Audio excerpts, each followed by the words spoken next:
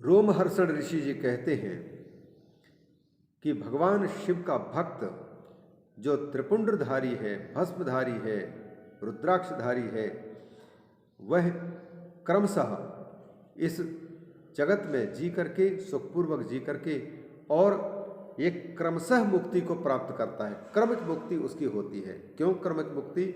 क्योंकि उसको ये न रह जाए कि अन्य अन्य लोकों में क्या क्या चीज़ें रह गई थी, वहाँ का सुख कैसा रहा होगा जिसको हम छोड़ करके आए हैं। जैसे कोई व्यक्ति गृहस्थ जीवन में नहीं प्रवेश किया और किसी के बहकावे में आकर के बिना वैराग्य के ही या बिना भक्ति के ही भक्ति ना करना, लेकिन देखा कि बाबाओं के यहाँ पर बड़े बड़े मठ भी हैं, स्थान भी हैं और आगे बाबा के आगे पीछे कोई दिखाई नहीं दे रहे हैं, तो फिर रास्ता अपना लेता है व्यक्ति की इसी समय मौका है, कोई आए उसके पहले सेवा में लग जाओ और फिर अंत में हमारे हाथ में सब कुछ होगा। इस प्रकार से भी लोग कर देते हैं। तो ऐसे लोगों के भक्ति में उद्देश्य, तो भक्ति उद्देश्य नहीं है, वैराग्य उद्देश्य नहीं है, वैराग्य नहीं है, बल्कि बिन वैराग्य का है। ये धन को देख करके हठात विरक्ति नहीं होते हुए भी लोगों को लगे कि ये भक्त है, ये संत है, विरक्त है, दिखावा विरक्ति रहती है या अभावजन्य विरक्ति होती है।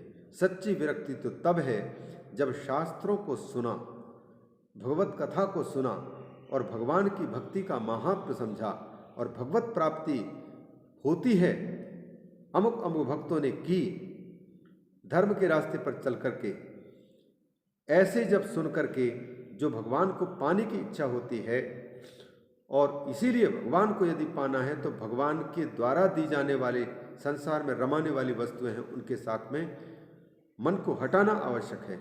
यह समझदारी पूर्वक जब वैराग्य होता है, तब समझदारी पूर्वक ज्ञान और समझदारी पूर्वक भक्ति जब होती है, तब जाकर के वह व्यक्ति भक्त भी सुखी रहता है और भक्त के भक्त भी सुखी होते हैं। और वही व्यक्ति इन मठ मंदिरों के सुख सुविधा के साधनों के होने और न होने पर उस पर कोई फर्क नहीं पड़ता है। और जो इनके अधीन हुआ है उनको तो लगता है कि हाय हम तो जगत गुरु नहीं बन पाए, हाय हम तो मंडलेश्वर नहीं बन पाए, हाय हम तो महंत नहीं बन पाए। ये अगर हम होते तो हमारी भी बात सब लोग स्वीकार करते, हम होते यदि तो हमको भी मत्था टेकते सब लोग। ये इच्छाएं, क्षुद्र इच्छाएं व्यक्ति की जब तक जाग रही हैं, तब तक उसको भगवान की भक्ति का चस्का, उसका रस मिलेगा नहीं। अथवा जब तक नहीं मिला तब तक के लिए सब इधर उधर के चीज़ों को चाह उत्पन्न हो रही है।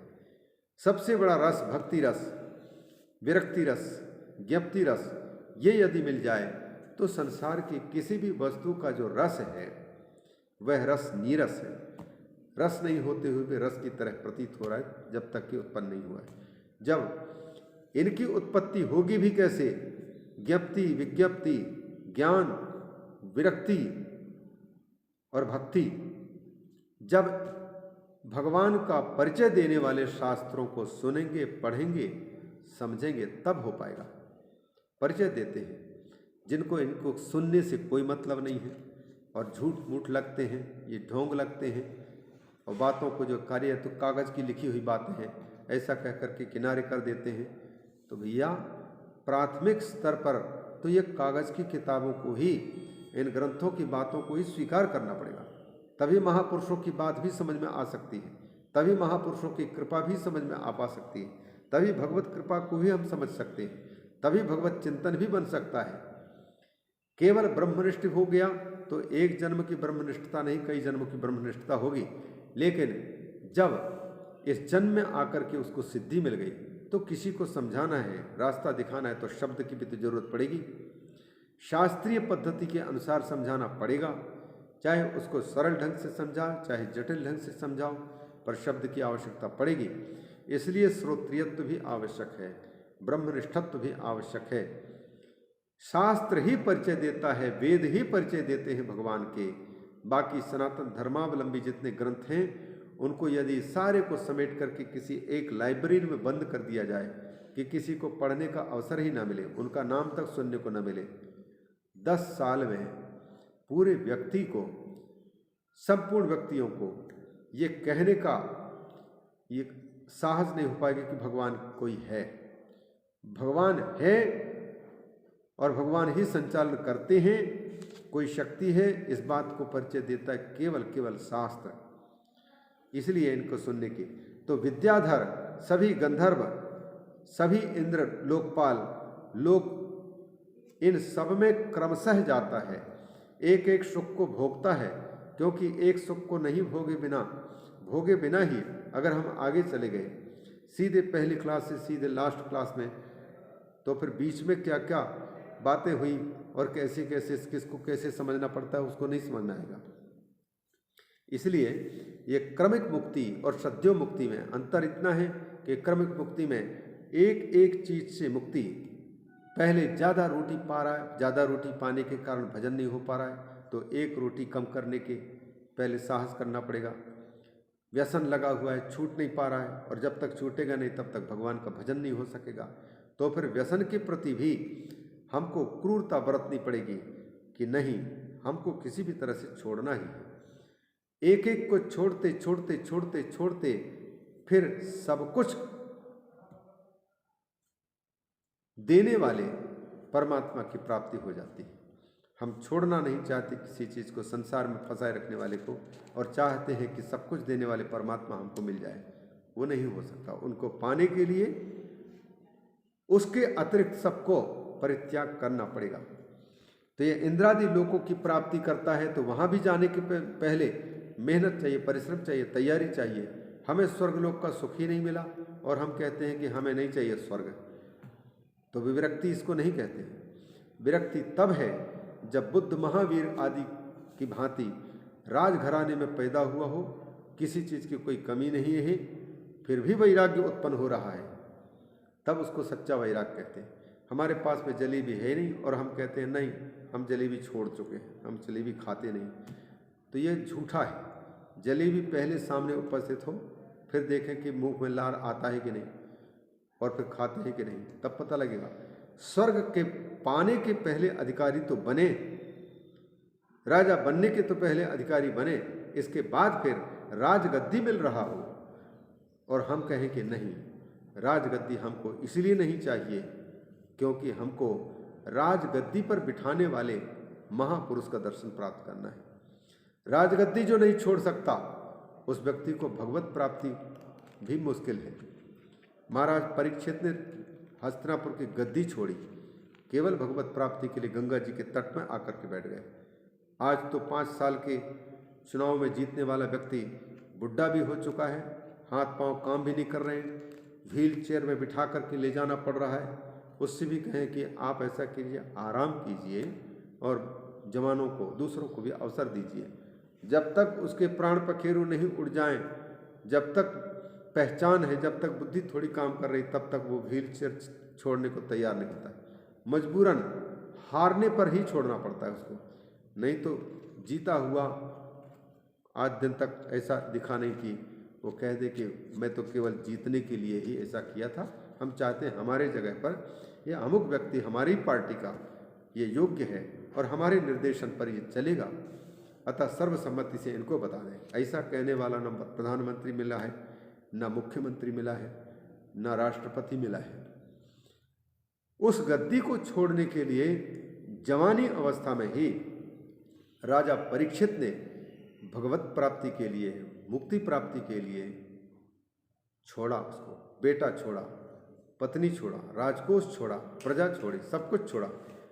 जब इतना बड़ा कोई त्याग करता है, इतनी बड़ी जिसकी विरक्ति है और इतनी बड़ी भगवान के प्रति जिसकी अनुरक्ति है, भक्ति है, उसी व्यक्ति को गुरु की तलाश नहीं करनी पड़ती है। गुरु स्वयं शिष्य की तलाश करने गंगा जी के तट पर उपस्थित हो जाते हैं।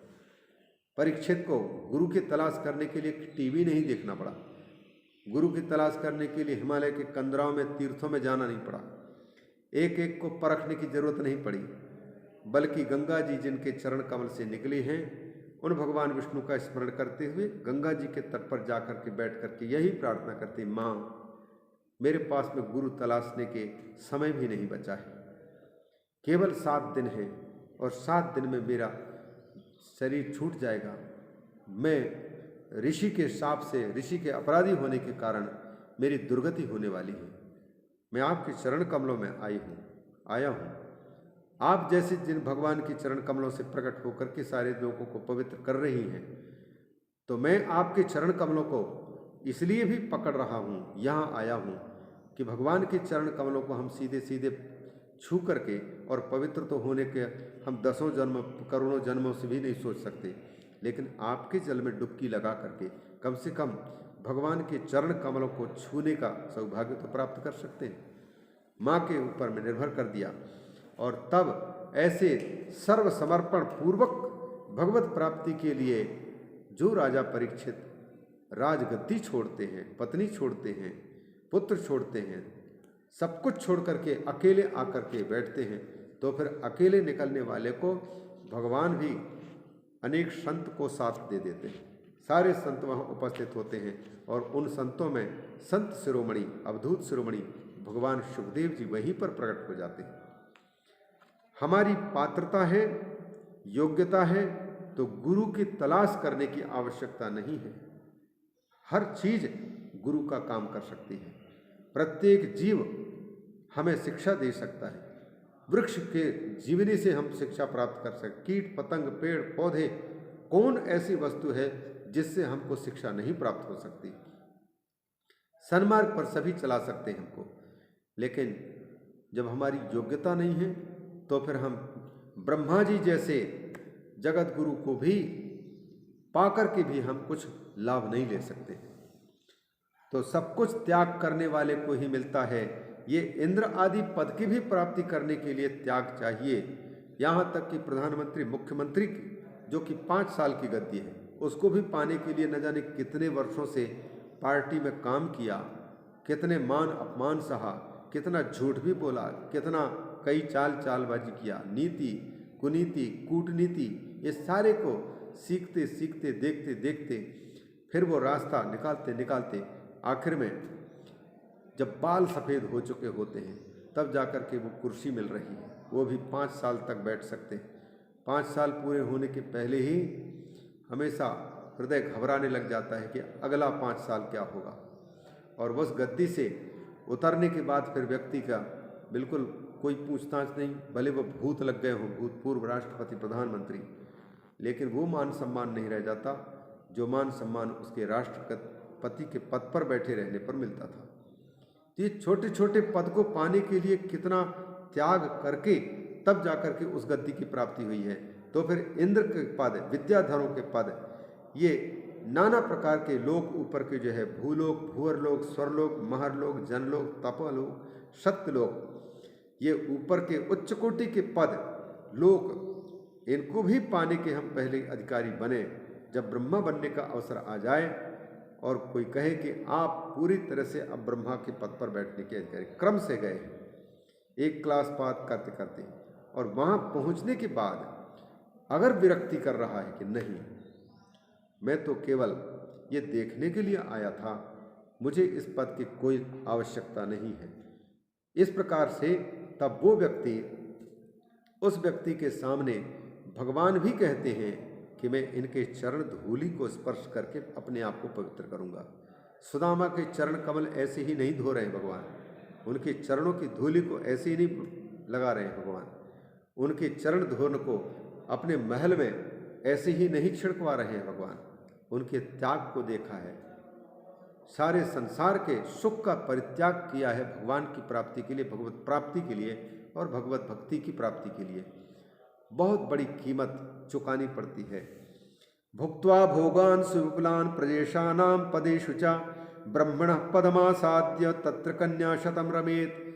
स्वर्ग लोकों में, ब्रह्मलोक आदि में, वहाँ पर सुंदर सुंदर देवांगनाएं भी उनकी सेवा करती हैं।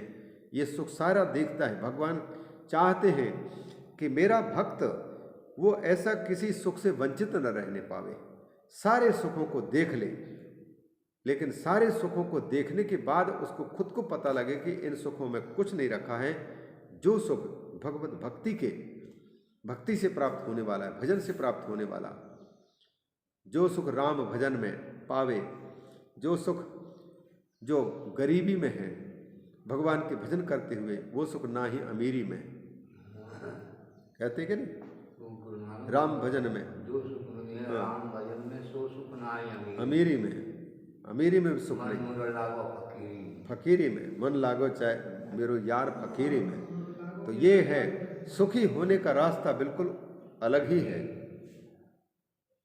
धारा में बह जाना सब पसंद करते हैं, एकमात्र मछली उल्टी गति चलती है, जिधर से धारा आ रही उधर ऊपर की ओर चलती है। वैसे ही संतों का मार्ग, सुख का मार्ग उल्टा है।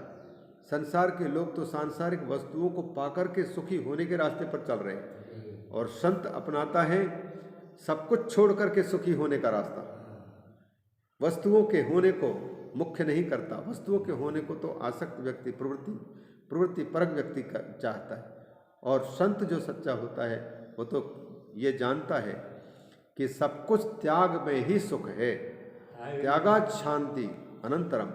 भगवान भोलेनाथ को देखिए, कौन सी चीज उन्होंने इकट्ठे करके रखा है, लेकिन जो आया उनके पास में, जो मांगा उसको सबको लौटा दिया, सबको लौटा दिया।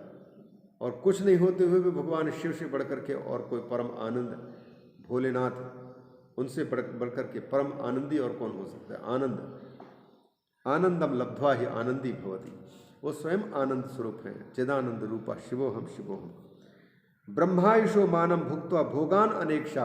ब्रह्मलोक में ब्रह्मा की जितनी आयु है उतने आयु रह करके वहाँ के सुख को भोगता है भगवान का भक्त, और तब उसको अनुभव होता है ओ हो हम इतने न जाने कई करोड़ वर्ष ब्रह्मा जी के धाम में रह करके और क्षण भर की भांति सुख के दिन घुमा दिए, लेकिन यहाँ से हमको तृप्ति ही नहीं हो रही। लेकिन फिर भी गद्दी तो एक दिन ब्रह्मा को भी छोड़नी पड़ती है, शरीर त्याग करना पड़ता है। इसलिए यह जान करके कि जितने लौकिक सुख हैं, अतल वितल सुतल तलातल महातल पाताल रसातल, भूलोक भूअरलोक स्वर्लोक महरलोक जनलोक तपोलोक सत्यलोक, ये 14 लोकों का जितना भी सुख है, सारा का सारा लौकिक सुख आखिर में टेम्परेरी है, परमानेंट नहीं है। यहाँ का सुख कुछ समय के लिए मिल रहा है, हमेशा हमेशा के लिए सुख तो केवल केवल भगवान और भगवान की भक्ति। माम उपेति तो कौन्तेय पुनर्जन्म न विद्यते। मुझे पाने के बाद व्यक्ति को फिर ये लौकिक सुखों की चाह नहीं, और फिर लौकिक सुख पाने के लिए लौकिक लोकों में जाने की आवश्यकता नहीं पड़ती। विष्णुर लोके लभेद भोगम। देखिए ब्रह्मा जी के धाम, फिर वहाँ से ऊपर में विष्णु के धाम में जाकर के यावद ब्रह्म शतात्या, 100 ब्रह्मा जब तक न बीत जाएं तब तक के लिए विष्णु धाम में भी रह लेता है, वहाँ पहुँचा। इसके बाद फिर सबसे अंत में लंबे समय तक सुख भोगने के लिए शिवलोकम ततः प्राप्त लब्ध्वेष्टम कामम अक्षयम। शिवलोक में पहुँच करके फिर इष्ट सुख और अक्षय सुख इसको प्राप्त करता है। शिव सायुज्यम आपनोति संशयो नात्र जायते। शिव जी के साथ में एक रूपता की प्राप्ति हो जाती है, सायुज्य उन्हीं के साथ जुड़ जाता है, इसमें कोई संशय नहीं। ये कितना बड़ा महात्म्य दिखा रहे हैं। सर्वोपनिषदाम सारम समालोक्य मुहुर्मुहुः इदमेव हि निर्णीतम परम श्रेयस त्रिपुंड्रकम। भस्म और भस्म से बनने वाले त्रिपुंड्र के कितनी विस्तृत महिमा कही जा रही है। कहते हैं त्रिपुंड्रकम परम श्रेयः निर्णीतम। सर्वोपनिषदाम सारम, सारे उपनिषदों का निचोड़ हमने देख लिया। समालोक के पुनः, और एक बार नहीं कई बार। इदमेव ही सुनिर्णीतम, बस यही पक्का निर्णय आया कि त्रिपुंड्र हमारे लिए अत्यंत श्रेयस्कर है। विभूतिम निंदते जो वै ब्राह्मण सोन्य जातकः प्रयाति नरके घोरे यावद ब्रह्मा चतुर्मुखः। जो ब्राह्मण विभूति की माने भस्म की निंदा करता है, विभूतिम निंदते यो वै ब्राह्मणः, वह ब्राह्मण नहीं है। सह ब्राह्मण सोन्य जातकः, वह ब्राह्मण नहीं, वह अन्य जाति का है।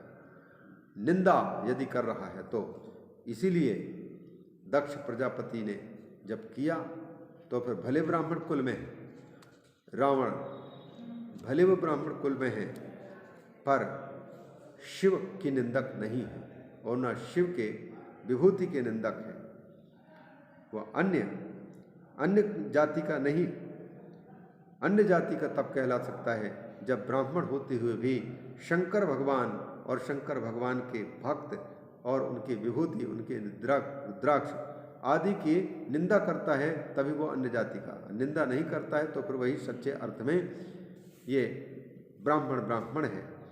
प्रयाति नर के घोरे यावत ब्रह्मा चतुर्मुखा, जब तक 4 मुख वाले ब्रह्मा जी रहते हैं तब तक ये विभूति की निंदा करने वाले ब्राह्मण को वहाँ रहना पड़ता है, दुख भोगना पड़ता है नरक में। श्राद्धे यज्ञे जपे होमे वैश्वदेवे सुरार्चने धृतत्रिपुंड्र पूतात्मा मृत्युम जयति मानवः। श्राद्ध में, पितरों के क्रिया में, यज्ञ में, जप में, होम में, वैश्वदेव यज्ञ में अथवा देवताओं की पूजा में जो व्यक्ति त्रिपुंड धारण किया है और त्रिपुंड धारण करके इन कर्मों को संपन्न किया है वह परम पवित्र आत्मा बन चुका है। स एवं मानवः मृत्युम जयति, मौत पर जीत हासिल करने का वो अधिकार प्राप्त कर लेता है, अर्थात मृत्यु से परे मतलब मुक्ति को प्राप्त कर लेता है। जल स्नानम मलत्यागे भस्म स्नानम सदा शुचि मंत्र स्नानम हरेत पापम ज्ञान स्नाने परम पदम। अलग अलग स्नान होते हैं, उन स्नानों का फल भी है। जल स्नानम मलत्यागे, जल का जो स्नान होता है वह मलत्याग करने पर जल स्नान किया जाता है। अशुद्धि होने पर आजकल खुद बहुत लोग करते नहीं हैं। मल त्याग करने के बाद जिन वस्त्रों को धारण करके मल त्याग किया गया, शौच किया गया है, वो कपड़े अशुद्ध हो जाते हैं। इसलिए और जिस हाथ का उपयोग हम करते हैं वह हाथ अशुद्ध और उसके कारण पूरा शरीर अशुद्ध। इसलिए हाथ का जब तक शोधन न हो जाए तब तक दूसरे वस्त्र आदि या जल आदि को भी उस हाथ से स्पर्श नहीं करना चाहिए। दाहिने हाथ को इसलिए स्वच्छ निर्मल रखा जाता है कि आपत्ति काल में, विशेष काल में उसके द्वारा नल खोला जा सके, पानी का उपयोग किया जा सके। भोजन के समय पर बाएं हाथ को शुद्ध रखा जाता है और भोजन के परिणाम रूप मल का परित्याग करना है तो फिर दाहिने हाथ को शुद्ध रखा जाता है। दोनों को एक साथ ये अशुद्ध नहीं किया जाता, लेकिन शास्त्रों को न जानने वाले या संतों की संगति में न रहने वाले लोग दोनों हाथ से सान करके और उसी से खा रहे हैं और उसी से पी रहे हैं। जूठन हाथ में निकाल कर किसी को दे रहे हैं, किसी का जूठन भी ले रहे हैं। ये पूरे पूरे म्लेच्छाचार है, ये सदाचार नहीं है। तो सब यहाँ कहते हैं जल स्नानम मल त्यागे, मल शरीर में हो जाए तो मल के अपवित्रता को, बदबू को और गंदगी को हटाने के लिए जल स्नान किया जाता है। भस्म स्नानम सदा शुचि, और भस्म स्नान करने पर व्यक्ति तो हमेशा ही पवित्र रहता है, पवित्रता आती है। मंत्र स्नानम हरेत पापम, मंत्र स्नान के बारे में मंत्र पढ़ाए गए हैं पहले। मंत्र स्नान से पापों का हरण होता है। और ज्ञान स्नाने परम पदम, ज्ञान नदी में अगर स्नान कर लिया तब तो फिर ये साक्षात परम पद की प्राप्ति होती है। परम पदम सर्वतीर्थेषु यत् पुण्यम सर्वतीर्थेषु यत् फलम तत्फलम समवाप्नोति भस्म स्नान करो नरः। सारे तीर्थों में जो फल मिल सकता है, पुण्य होता है, या सारे तीर्थों में स्नान आदि करने से जो फल मिलता है वो सारा का सारा फल मिल जाता है। कब? भस्म स्नान करो यदि, भस्म स्नान करो नरः, वो व्यक्ति जो भस्म स्नान करता है उस व्यक्ति को समस्त तीर्थों का पुण्य मिल जाता है, तीर्थों का फल मिल जाता है। भस्म स्नानम परम तीर्थम गंगा स्नानम दिने दिने भस्म रूपी शिव साक्षात भस्म त्रैलोक्य पावनम। पूरे के पूरे भस्म स्नान, भस्म लगाते समय पूरे मंत्र की तरह लग रहे हैं। भस्म स्नानम परम तीर्थम, सबसे बड़ा तीर्थ है भस्म स्नान। गंगा स्नानम दिने दिने, रोज के रोज प्रतिदिन गंगा स्नान के समान है ये भस्म स्नान। भस्म रूपी शिव साक्षात, ये भस्म के रूप में साक्षात भगवान शिव ही हैं। भस्म त्रैलोक्य पावन, तीनों लोकों को पवित्र कर देता है। और यही सोच करके भगवान भोलेनाथ भी भस्म में ही डूबे रहते हैं, भस्म रमाते हैं। और उन लोगों का, जिन लोगों के शरीर को श्मशान घाट ले जाते समय भगवान के नामों का उच्चारण हुआ है, राम नाम सत्य है, राम नाम सत्य है, तो जो मरने के बाद मुर्दा को ले जाने के उद्देश्य से दूसरे लोग नाम लेते हैं, तो जिसके कारण नाम लिया गया है उसके शरीर का भस्म भगवान शंकर जी पसंद कर लेते हैं। परम पवित्र भस्म भगवान नाम के कारण भस्म स्नानम कहते हैं। और सुंदर, न तत्स्थानम न तद्ध्यानम न तद्दानम जपो न सह त्रिपुंड्रेण विना येन विप्रेण यदनुष्ठितम। वह स्नान नहीं है अगर स्नान के बाद में त्रिपुंड धारण नहीं किया। त्रिपुंड्रेण बिना येन विप्रेण अनुष्ठित अनुष्ठितम। विप्र जो करता है, सत्कर्म जिनको समझता है, स्नान हो, ध्यान हो, दान हो, जप हो, तप हो, बिना त्रिपुंड के, ये सब के सब तप नहीं, जप नहीं, स्नान नहीं, पूजा नहीं, त्रिपुंड धारण करके सब के सब अनुष्ठान करता है, उसी का सच्चा स्नान है। इनके बिना सबके सब व्यर्थ कह रहे हैं। वानप्रस्थस्य कन्यानाम दीक्षाहीन नृणाम तथा मध्याह्नात् प्राग जलैर्युक्तम परतो जलवर्जितम एवं त्रिपुंड्रम यः कुर्यात् नित्यम नियतमानसा शिव भक्ता सविज्ञेयो भुक्तिम मुक्तिम च विन्दति। वानप्रस्थ कन्या, वानप्रस्थ और कन्या, दीक्षाहीन मनुष्य, इन सब के मध्याह्न के पूर्व ही, मध्याह्नात् प्राग एव जलैर युक्तम, जल से युक्त त्रिपुंड धारण करना चाहिए। वानप्रस्थ हो, कन्या हो, चाहे दीक्षा रहित मनुष्य हो, इन सब को मध्याह्न के पहले जल से युक्त त्रिपुंड धारण करना चाहिए। क्यों? पहले कहते किंतु मध्याह्न के पश्चात, दोपहर के बाद, 12 बजे के बाद जल रहित भस्म से त्रिपुंड स्नान धारण करना उचित है। मध्याह्न से पूर्व धारण करना तो जल के साथ में, जल से युक्त। मध्याह्न के बाद में त्रिपुंड धारण कर रहे हैं तो फिर जल रहित भस्म से त्रिपुंड धारण करना उचित है। मध्याह्नात् प्राग जलैहि युक्तम परतो जलवर्जितम, मध्याह्न के बाद में जलवर्जित भस्म धारण करने का विधान। एवं त्रिपुंड्रम यः कुर्यात् नित्यम नियतमानसः शिवभक्त सविज्ञेयो भुक्तिम मुक्तिम च विन्दति। इस प्रकार से जो भक्त, शिव भक्त त्रिपुंड को धारण करता है नित्य नियतमानसः, उसको भुक्ति की भी प्राप्ति, मुक्ति की भी प्राप्ति हो जाती है। और भक्ति चाहिए तो भक्ति की भी प्राप्ति हो जाती है। यस्यांगे नैव रुद्राक्ष एकोपि बहुपुण्यदा, जिसके शरीर में एक रुद्राक्ष का दाना भी नहीं है, तो तस्य जन्म निरर्थम स्यात् त्रिपुंड रहितो यदि, त्रिपुंड से रहित है तब तो उसका पूरा का पूरा जन्म ही बेकार समझा जाता है। अगर रुद्राक्ष है तब तो फिर कहना ही क्या। तिस्रो रेखा भवन्त्येव स्थानेषु मुनिपुंगवाः ललाटादिषु सर्वेषु यथोक्तेषु बुधैर्मुने। 3 रेखाएं होती हैं स्थान में लगाते समय, ललाट आदि के सभी निर्दिष्ट स्थानों में जो भस्म की 3 तिरछी रेखाएं होती हैं, बनाई जाती हैं, उन्हीं को कहते हैं विद्वानों ने त्रिपुंड्र कहा है। 3 रेखाओं को ललाट आदिषु सर्वेषु यथोक्तेषु बुधैर्मुने। भ्रुवोर मध्यम समारभ्य यावदन्तो भवेद भ्रुवोः, भौहों से शुरू, भौहें जहाँ से शुरू हो रही भ्रूमध्य, वहाँ से लेकर के यावदन्तो भवेद भ्रुवोः, जब तक इन भौहों का अंत जहाँ तक हो रहा है वहाँ तक, तावत प्रमाणम संधार्यम ललाटे च त्रिपुंड्रकम। चाहे फिर इन भौहों के विस्तार हो, चाहे फिर ऊपर के केश, उनकी शुरुआत जहाँ तक हो वहाँ तक त्रिपुंड के धारण करने का नियम बता रहे हैं। तावत प्रमाणम संधार्यम ललाटे च, उतना लंबे चौड़े त्रिपुंड धारण करना चाहिए।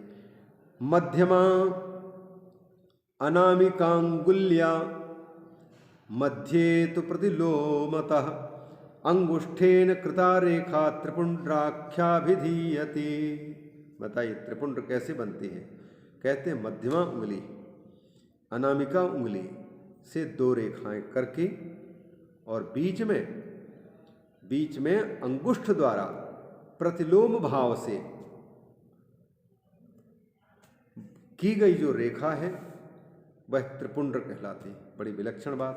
मैंने दो उंगलियों से खींचो, फिर इस अंगूठे से उल्टा खींच दो, 3 रेखाएं बन जाएं, तब वो त्रिपुंड कहलाती है। अथवा अंगुष्ठेन कृता रेखा त्रिपुंड्राख्या विधीयते, त्रिपुंड नाम की वह रेखा वो त्रिपुंड नामधारी बन जाते हैं। मध्य अंगुली भी आदाय, मध्य की 2 अंगुलियों को लेकर के दूसरा उपाय कहते हैं मध्य की अंगुलियों के माध्यम से, तीसरी फिर 3 मध्य की उंगलियां 3 हैं, 3 लिया, इन तीनों से भस्म आदाय और यत्नपूर्वक इन्हीं तीनों से त्रिपुंड्रम धारियेत भक्त्या भुक्ति मुक्ति प्रदम परम। ये 3 प्रकार के जो होते हैं ज़्यादा से ज़्यादा इसी को लोग करते हैं। और इस प्रकार से दोनों से करके खींच करके वेद उल्टी गति से खींचने प्रायशः हमने देखा नहीं, और ना कोई करते हैं कि नहीं मालूम नहीं। ये भुक्ति मुक्ति प्रद है त्रिपुंड। तिसृणाम अभिरेखानाम प्रत्येकम नवदेवता, 3 रेखाएं जो बनी हैं उनमें से प्रत्येक रेखा में 9 देवताओं का वास होता है। सर्वत्रांगेषु तावक्षे सावधानतया शृणु।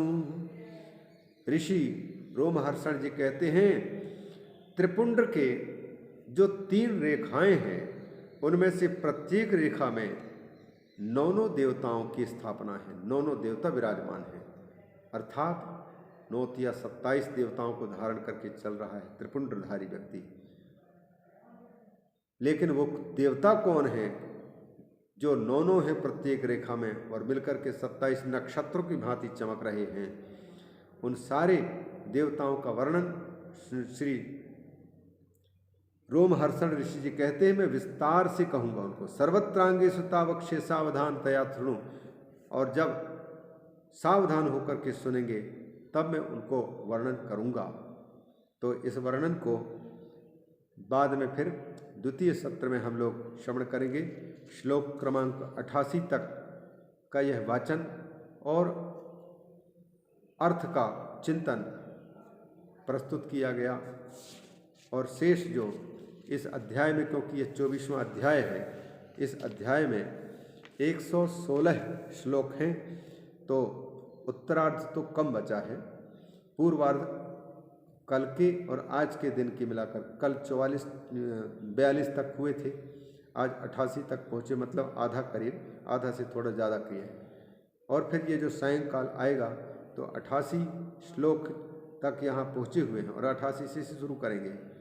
तो ये 12 श्लोक तो ये हो गए, और 16 श्लोक आगे के 30 श्लोक का कथन करके फिर जो अंतिम अध्याय है, भगवान से प्रार्थना करते हैं कि ठीक समय पर इन 30 श्लोकों का अर्थ संपन्न करवा दें, क्योंकि उनकी ही मर्जी होती। कभी कभी जीव को, मति को ऐसे लगाते हैं कि एक ही जगह में जब कई प्रकार की बातें आती प्रासंगिक, तो फिर उनके विवेचन में आगे के चलना बंद हो जाता है।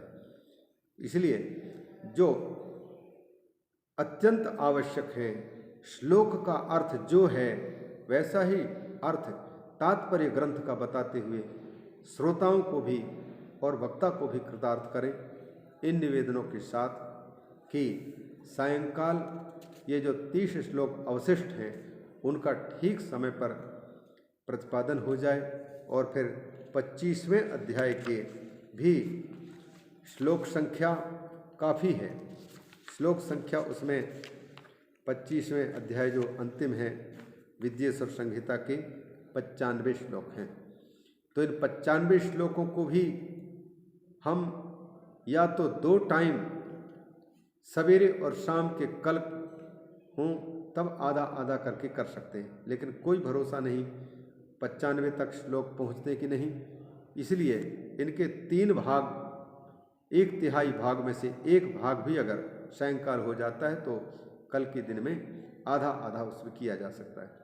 तो ये 30 और ये 95 का तिगुना यदि करेंगे तो फिर 33 तिया 96 होता है।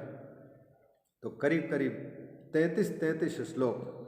तो ये 30 श्लोक 24वें अध्याय के और 33 श्लोक ये 25वें अध्याय के मिला करके 30 और 33 63 श्लोक आज यदि कंप्लीट होते हैं तो कल गुरु पूर्णिमा के दिन पर